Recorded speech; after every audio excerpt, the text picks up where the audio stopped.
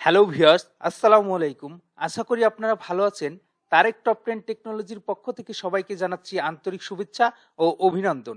আপনারা দেখছেন মাইক্রোসফট ওয়ার্ডের ধারাবাহিক টিউটোরিয়াল। আজকের এই ভিডিওতে আমরা দেখতে চলেছি বেসিক থেকে অ্যাডভান্স লেভেলের কিছু কাজ। তো ভিডিওটি শুরু করার আগে আপনাদের কাছে রিকোয়েস্ট, আপনি যদি আমার এই চ্যানেলটিতে নতুন হয়ে থাকেন তাহলে চ্যানেলটি সাবস্ক্রাইব করে পাশে থাকা বেল বাটনটি প্রেস করুন এবং চ্যানেলের সাথেই থাকুন। এই ভিডিওর মাধ্যমে আমরা দেখতে চলেছি হোম ট্যাবের ফন্ট গ্রুপ আর ক্লিপবোর্ড গ্রুপের কাজ। তো আমি সর্বপ্রথম চলে যাচ্ছি মাইক্রোসফট ওয়ার্ডে। মাইক্রোসফট ওয়ার্ডটি ওপেন করে নিচ্ছি।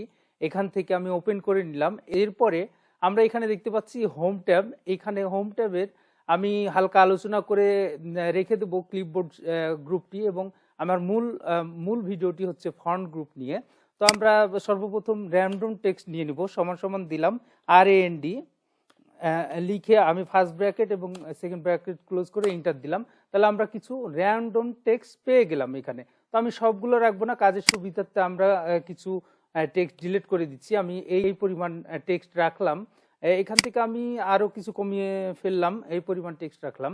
তো এইখানে আমরা দেখতে পাচ্ছি যে হোম ট্যাবের মধ্যে সর্বপ্রথম যে কোনটা দেখা যাচ্ছে, এটা হচ্ছে কাট আইকন। এইটা শর্টকাটে এই কাট আইকনটা আমরা কিবোর্ড কমান্ড দিতে পারি। Ctrl+X ধরলে আমাদের কিবোর্ড কমান্ডটা আমরা কাট হিসাবে পেয়ে যাব। তো আমরা এখানে দেখছি এইটা আনসিলেক্ট হয়ে আছে। তো আমি এটা যখন সিলেক্ট করব তখন আমরা এই কাট অপশনটি দেখতে পাবো। তো আমি এখান থেকে যদি কাট করে নিই, আমার টেক্সটটি চলে গেল। কিন্তু আসলে টেক্সটটি একেবারে চলে যায়নি। আমরা যেমন কপি পেস্ট করি সেই ধরনেরই কাজটা হচ্ছে কাট অপশনটা দ্বারা করা হয়। আমরা যদি পেস্টে ক্লিক করি, পেস্টে ক্লিক করলাম, আমার এখানে চলে আসলো। তো আমরা পেস্ট কিবোর্ড কমান্ডে Ctrl+V দিয়ে পেস্ট করা যায়। তো আবার আমরা দ্বিতীয় অপশন চলে আসবো। এখানে লেখা আছে কপি। তো এই কপিটা আমরা কিভাবে করব, আমরা এটা সিলেক্ট করলে কপির উপরে যদি আমরা ক্লিক করি তাহলে এটা কপি হয়ে গেল। তো কপি করতে আমরা কিবোর্ড কমান্ড ইউজ করব, সেটা হচ্ছে Ctrl+C দিয়ে আমরা কপি করতে পারি। তো এই জিনিসটা আমি কপি করলাম। আবার যদি আমি এটা পেস্ট করি, আমি এখানে নিচে পেস্ট করতে যাচ্ছি, তাহলে এখানে আবার আমরা এখান থেকে পেস্ট অপশানে গিয়ে পেস্ট করতে পারি, অথবা Ctrl+V দিয়ে আমরা পেস্ট করতে পারি। তো আমি এখানে Ctrl+V দিচ্ছি না, আমি দেখিয়ে দিচ্ছি সরাসরি পেস্ট করে। তো আমাদের এই লেখাটি চলে আসলো। এরপর আমরা দেখতে পাচ্ছি এইখানে ফরম্যাট পেন্টার নামে একটা অপশন আছে।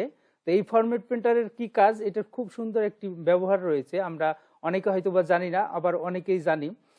তো আমি এই ব্যবহারটি আমি দেখিয়ে দিচ্ছি কিভাবে করতে হবে। তো আমি সর্বপ্রথম এই লেখাটিকে সিলেক্ট করলাম। টেক্সটকে সিলেক্ট করার পর আমি এইটাকে একটু বোল্ড করলাম, ইতালিক করলাম, তারপরে একটু আমি বড় করে নিচ্ছি। তো এখানে আমি আন্ডারলাইনটাও দিয়ে দিতে পারি।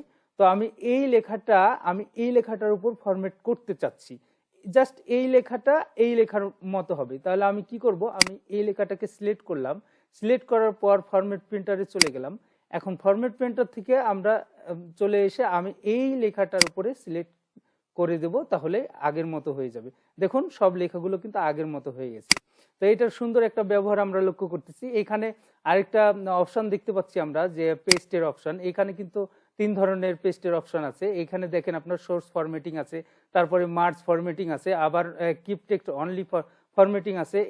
এই টেক্সটগুলো দিয়ে আমরা ফরম্যাট করতে পারি। এগুলো একটু অ্যাডভান্স লেভেলের কাজ, তারপর আমি পরে এক সময় দেখিয়ে দেবো কিভাবে করতে হয়।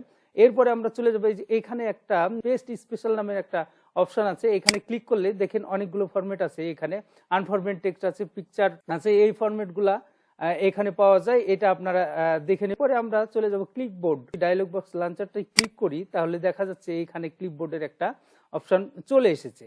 তো আমরা এখানে যদি এটাকে ক্লিয়ার করে দিই, এটা ক্লিয়ার হয়ে গেল। এখানে এই অপশনটার কাজ হচ্ছে আমি যে লেখাটা কপি করতেছি সেটা এখানে থেকে যাচ্ছে। তো আমি এটা যদি কপি করি, আমার এখানে চলে আসবে। আমি এটা কপি করলাম, আমার এই যে ভিডিওটা এখানে চলে আসলো।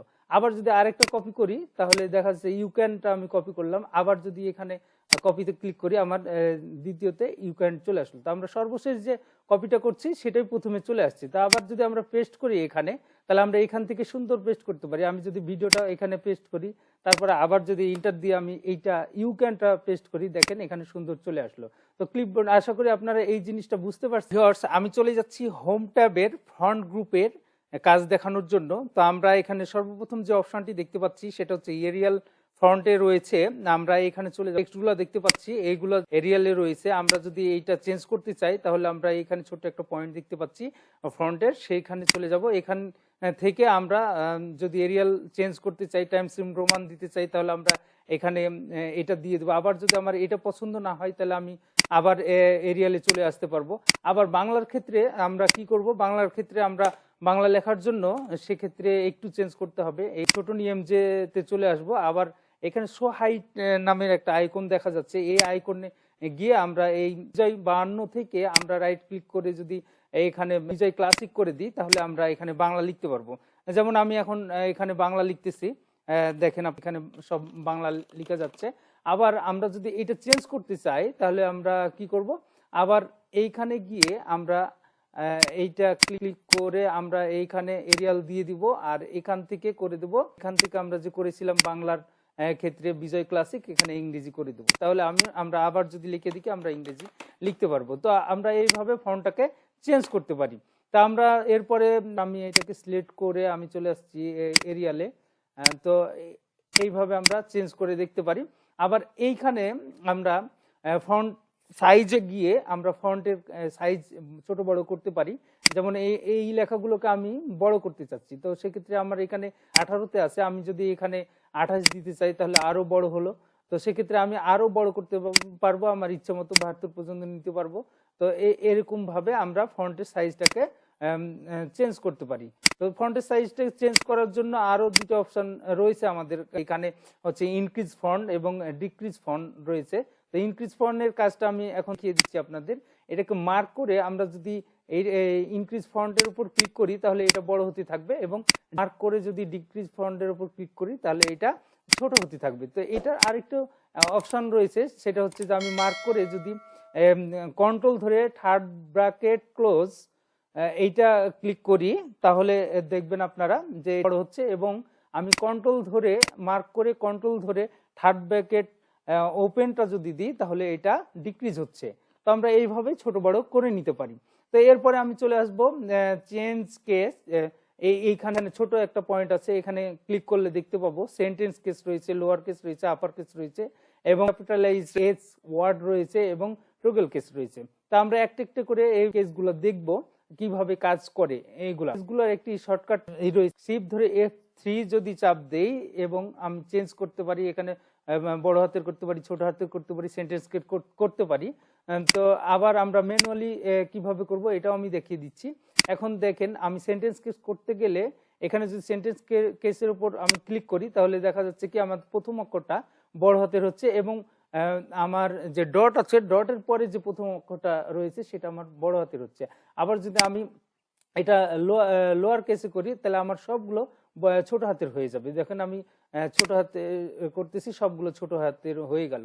আবার যদি আমি এখানে আপার কেসে দিই তাহলে সবগুলো আমার বড় হাতের হয়ে যাবে। তো আমি আপার কেসে দিচ্ছি, আমার সবগুলো বড় হাতের হয়ে গেল। এবার আমি যদি আবার এখানে ক্লিক করে ক্যাপিটালাইজ এস ওয়ার্ডে দিই তাহলে প্রথমে আমার যে অক্ষরটা রয়েছে সবগুলো প্রথমকার অক্ষর বড় হাতের হবে, বাকি সবগুলো ছোট হাতের হবে। তো আমরা দেখে নিই এটা কিভাবে হচ্ছে। এই যে দেখেন আমার বড় হাতের প্রথমকার অক্ষরটা হচ্ছে, বাকি সবগুলো ছোট হাতের হচ্ছে। এই যে প্রথম ওয়ার্ডটার প্রথম অক্ষরটা ভি বড় হাতের, পি বড় হাতের, এইভাবে আমার হতে থাকবে। এরপরে যে কেসটা রয়েছে সেটা হচ্ছে ট্রাগল কেস। এইটা হচ্ছে আমরা নর্মালি প্রথম কারটা ছোট হাতের হবে, তা প্রত্যেকটা ওয়ার্ডের, তারপরে গুলো বড় হাতের হবে। তো এটা নর্মালি আমরা বিভিন্ন ফেসবুক টুইটারে দেওয়ার জন্য, এগুলো ফানি দেওয়ার জন্য আমরা ইউজ করে থাকি। তো আমরা এটা এবার দেখে নেব। তাহলে আমরা এই কেস সম্পর্কে ভালো একটা ধারণা পেয়ে গেলাম। এইবার আমরা চলে আসবো, আমরা একটা দেখতে পাচ্ছি ক্লিয়ার অল ফরম্যাটিং নামের একটা অপশন রয়েছে। এই ক্লিয়ার অল ফরম্যাটিং করলে কি হবে, আমার ডিফল্ট ভাবে যে লেখাটি রয়েছে সেই লেখাটি চলে আসবে। আমি যদি এইখানে আমি এই লেখাগুলোকে যদি আমি বোল্ড করি এবং ইতালিক করি বা আরেকটু বড় করে নেই, তাহলে আমরা দেখতে পাচ্ছি যে এই লেখাগুলো একটু মোটা হয়েছে। তা আমি এইখানে যদি সিলেক্ট করে আমি ক্লিয়ার ফরম্যাটে দিই, তাহলে আমার ডিফল্ট ভাবে যেটা সেট করা আছে সেটাই চলে আসবে। দেখেন আমি এটার মধ্যে ক্লিক করছি, আমার ডিফল্ট ভাবে যেটা সেট করা আছে সেটাই চলে আসছে। তো আশা করি আপনারা এই জিনিসগুলো বুঝতে পারছেন। এরপর আমরা যে অপশনটি দেখতে চলেছি সেটা হচ্ছে বোল্ড অপশন। তো আমরা যদি এই লেখাটিকে, টেক্সটটিকে আমরা সিলেক্ট করে বি এর উপরে চাপ দেই, তাহলে দেখা যাচ্ছে লেখাটি মোটা হয়ে গেছে এবং এটা বোল্ড হয়ে গেছে। তো আমরা এই বোল্ড লেখাটিকে যদি আবার আমরা আনবোল্ড করতে চাই, তাহলে বি এর উপরে ক্লিক করলে আনবোল্ড হয়ে যাবে। তাই এটির একটি সুন্দর কিবোর্ড শর্টকাট আছে, সেটি হচ্ছে যে এটি মার্ক করে কন্ট্রোল ধরে বি প্রেস করলে এটি বোল্ড হয়ে যাবে। আবার যদি আমরা কন্ট্রোল ধরে বি প্রেস করি তাহলে আনবোল্ড হয়ে যাবে। তো এরপরে আমরা চলে যাব ইতালিক। ইতালিক করতে হলে আমরা এই লেখাটিকে সিলেক্ট করব, তারপরে আয়ের উপর ক্লিক করলে আমরা লেখাটিকে হালকা একটু ডান দিকে বেঁকে যাবে, এটাকে বলা হয় ইতালিক। তো এইটারও একটি সুন্দর শর্টকাট আছে, সেটা হচ্ছে যে আমরা যদি কন্ট্রোল ধরে তারপরে যদি আই চাপ দিই তাহলে আমাদের লেখাটি ইতালিক হয়ে যাবে। আবার কন্ট্রোল ধরে যদি আবার আই চাপ দিই তাহলে লেখাটি আমাদের আবার ইতালিক থেকে সোজা হয়ে যাবে। তা এরপরে আমরা চলে যাব আন্ডারলাইনে। আমরা যদি লেখাটি সিলেক্ট করে এখানে আন্ডারলাইনে ছোট একটু পয়েন্ট দেখা যাচ্ছে, এইখানে আমরা যে কোনো আন্ডারলাইন নিতে পারবো, এখান থেকে আমরা প্রিভিউ দেখতে পাচ্ছি। তো এক্ষেত্রে আমরা যদি এইটা নিই তাহলে আমাদের এখানে লেখাটি আন্ডারলাইন হয়ে গেল। তাহলে আবার যদি আমরা এখান থেকে, আমি একটু ফন্টটি বড় করে দিচ্ছি দেখার সুবিধার্থে, তো এখান থেকে যদি আবার আমরা ফন্টটি সিলেক্ট করে তারপরে ইউ এর উপর চাপ দিই তাহলে লেখাটি আন্ডারলাইন উঠে যাবে। আবার এটির একটি সুন্দর কিবোর্ড শর্টকাট আছে, সেটি হচ্ছে আমরা লেখাটি মার্ক করে কন্ট্রোল যদি ইউ চাপ দেই তাহলে আবার আন্ডারলাইনটি চলে আসবে, এবং আবার যদি কন্ট্রোল ইউ ধরে উঠাতে চাই তাহলে কন্ট্রোল ইউ দিলে আন্ডারলাইনটি চলে যাচ্ছে। তো এরপরে আন্ডারলাইনের আরো কিছু গুরুত্বপূর্ণ কাজ রয়েছে। এখানে আমরা ছোট একটি বার দেখতে পাচ্ছি, এখানে ক্লিক করলে আমরা দেখতে পাচ্ছি এখানে বিভিন্ন প্রিভিউ দেখা যাচ্ছে। আবার এখানে আন্ডারলাইন কালার রয়েছে। আমরা যদি আন্ডারলাইন করতে চাই, প্রথমে আমরা এটিকে মার্ক করলাম, মার্ক করে আমরা একটি আন্ডারলাইন দিলাম। এখন এই আন্ডারলাইন যে দিলাম এটির আমরা কালার করতে চাচ্ছি, তাহলে আমরা এখানে কালারে চলে যাব, আমাদের যেটা পছন্দ সেই অনুযায়ী আমরা কালার করে দেব। তো আমি এখানে লালটা নিলে আমরা দেখতেছি আন্ডারলাইনের মধ্যে লাল কালার হয়ে গেছে। আবার যদি আমরা এই কালারটা উঠিয়ে দিতে চাই তাহলে আমি আবার এটিকে মার্ক করে আমি আবার চলে যাব, এখানে গিয়ে আমি নান করে দেব, তাহলে আমার চলে যাবে। তো এখানে আরেকটি অপশন আছে, সেটা হচ্ছে যে আমরা যদি এখানে মার্ক করে তারপরে আমরা চলে যাই মোর আন্ডারলাইনে চলে যাই, তাহলে আমরা যদি লেখাটিকে একটি করে মার্ক করতে চাই, প্রত্যেকটা লেখার নিচে যদি একটি করে আন্ডারলাইন থাকে, সেটা আমরা কিভাবে দেব? তাহলে এইখানে অপশন দেখতে পাচ্ছি আন্ডারলাইন স্টাইলে গিয়ে আমরা নান আছে, এখানে আমরা ছোট পয়েন্টটাতে ক্লিক করব, তারপর এখানে দেব অড অনলিতে ক্লিক করলাম, তারপরে আমরা যদি এইটা ওকে দিয়ে দিই তাহলে আমার এখানে দেখা যাচ্ছে কি সবগুলোর নিচে একটা ওয়ার্ড আন্ডারলাইন হয়ে যাবে। এই যে দেখেন একটা ওয়ার্ড আন্ডারলাইন হয়ে গেল। যদি আমরা এটা চেঞ্জ করতে চাই বা তুলে দিতে চাই তাহলে আমরা কি করব, আবার সেম ভাবে গিয়ে আমরা এখানে মোর অপশনে গিয়ে আবার এখানে অড অনলির এখানে নান করে দিয়ে ওকে করে দিব, তাহলে আন্ডারলাইন চলে গেল। তো এরপরের আমরা যে অপশনটি দেখব সেটা হচ্ছে এখান থেকে আমরা স্ট্রাইক থ্রো এই অপশনটি দেখব। তাহলে আমরা এটা মার্ক করে নেব, মার্ক করে নেওয়ার পর আমরা যদি স্ট্রাইক থ্রোতে ক্লিক করি তাহলে মিডিলে একটা দাগ চলে আসবে, দেখেন আমরা দিলে মিডিলে একটা কাটার মতো দাগ চলে এসেছে। এরপরে যদি আমরা আবার তুলে দিতে চাই তাহলে আবার এখানে ক্লিক করলে চলে যাবে। তো এরপরে আমরা দেখাবো হচ্ছে সাবস্ক্রিপ্ট কিভাবে করতে হয়। তো এই ক্ষেত্রে আমরা গাণিতিক ক্ষেত্রে ইউজ করা হয় বেশি, তারপর আমরা বোঝার সুবিধার্থে আমরা ছোট্ট একটা জিনিস দেখাচ্ছি। এখানে আমরা জানি পানির সংকেত হচ্ছে H2O, তো সেক্ষেত্রে আমরা H2O লিখলাম। এখন আমার এইচ এর পর টুটা এটা আমার নিচে হওয়ার কথা, তো সেক্ষেত্রে আমার নিচে যেহেতু এখানে হচ্ছে না, তো আমি এইটাকে মার্ক করে আমি এইখানে সাবস্ক্রিপ্টে দিই তাহলে আমার H2O হয়ে গেল। এখন এইটার আরেকটা শর্টকাট আছে, এটাকে আমি মার্ক করে যদি কন্ট্রোল ধরে সমান চাপ দেই তাহলে নর্মাল হয়ে গেল, আবার যদি কন্ট্রোল ধরে সমান চাপ দেই তাহলে নিচে চলে আসলো। তাহলে এটার কিবোর্ড শর্টকাট কন্ট্রোল প্লাস সমান। আবার আমরা আরেকটা জিনিস এখানে দেখব, এটা হচ্ছে সাবস্ক্রিপ্টের কাজ দেখলাম, এটা সুপার স্ক্রিপ্ট। সুপারস্ক্রিপ্টটা কিভাবে করব? আমরা জানি অক্সিজেনের সংকেত হচ্ছে O2, তাহলে আমরা অক্সিজেনটা যদি আমরা বড় হাতের দিয়ে আমরা 2 দিলাম, তাহলে পাশাপাশি হয়ে যাচ্ছে। তো আমরা এইটাকে সিলেক্ট করে আমরা যদি সুপারস্ক্রিপ্টে চলে যাই, তাহলে আমরা ওপরে চলে যাব। এই দুইটা আমাদের ওপরে চলে যাবে। আবার যদি আমরা এইটাকে নিচে নিয়ে আসতে চাই, নর্মালে নিয়ে আসতে চাই, তাহলে আমরা নর্মালে নিয়ে আসবো। শর্টকাট রয়েছে কিবোর্ড থেকে, আমরা যে শিফট কন্ট্রোল ধরে সমান চাপ দেই, তাহলে দেখেন উপরে চলে গেছে। আবার যদি নর্মাল নিয়ে আসতে চাই, তাহলে শিফট কন্ট্রোল ধরে আমরা সমান চিহ্ন দিলে নর্মাল চলে আসবে। তো এরপরে আমরা চলে যাব ইফেক্ট অ্যান্ড টাইপোগ্রাফি। এই অপশনটা আমরা কি কি কাজে ইউজ করব? এখান থেকে আমরা যদি এই মার্ক করি এই লেখাটিকে, তাহলে আমরা যে ছোট পয়েন্টটা দেখতে পাচ্ছি এখানে চলে যাই। তো এখানে বিভিন্ন রকমের ইফেক্ট দেখা যাচ্ছে, এই ইফেক্টগুলা আমরা এখান থেকে কাজে লাগাতে পারি। দেখেন প্রিভিউ আমি যেটার উপর নিয়ে যাচ্ছি সেরকম হয়ে যাচ্ছে। তো এখান থেকে আন্ডারলাইন আছে, শ্যাডো আছে, রিফ্লেকশন আছে। তো আমরা যে কোনো একটি দিতে পারি, দিয়ে দেখলেই আমরা বুঝতে পারবো। লেখাগুলো আপনারা সবাই দিয়ে দেখবেন, তাহলেই বুঝতে পারবেন। তো এরপরে আমরা চলে যাব, এখানে লেখা আছে হাইলাইট, টেক্সট হাইলাইট, কালার। তো আমরা কালার দেওয়ার জন্য টেক্সট হাইলাইটে চলে যাব, আমরা ছোট পয়েন্টে ক্লিক করব। আমরা যে হাইলাইটটা করতে চাই, মার্কটা করতে চাই, সেটার উপরে যদি আমরা ক্লিক করি, আমরা সাপোজ হলুদটা দেব, তাহলে আমরা এইভাবে প্রিভিউটা দেখতে পারবো। আবার যদি আমরা ক্লোজ করে দিতে চাই, তাহলে আবার আমরা এখানে গিয়ে নো কালার অপশানে ক্লিক করলে এটা চলে যাবে। এরপরে আমাদের চলে আসছে টেক্সট কালার। এই যে এখানে দেখতে পাচ্ছি ছোট্ট একটা পয়েন্ট, ফন্ট কালার, মানে ফন্টটাকে কালার করবে। তো আমরা এইখানে চলে যাব, মার্ক করে নেব। সর্বপ্রথম এটাকে মার্ক করে নিয়ে যদি আমরা এখানে ছোট পয়েন্টটাতে চলে যাই, আমরা টেক্সটটাকে যে কালার দিতে চাই সেই কালারটাই এখানে হবে। তো আমি যদি এখানে লাল কালার দিতে চাই, তাহলে টেক্সট শুধু অনলি ফর লাল কালার হয়ে যাবে। তো এই লাল হয়ে গেল। আবার এখান থেকে আরেকটা অপশন আছে, এখানে মোর কালার আছে। মোর কালার গিয়ে আপনি যে কোনো কালার, স্ট্যান্ডার্ড যে কোনো কালার এখানে চুজ করে আপনি মার্ক করে তারপরে চুজ করে তারপরে ওকে দিলেই হয়ে যাবে।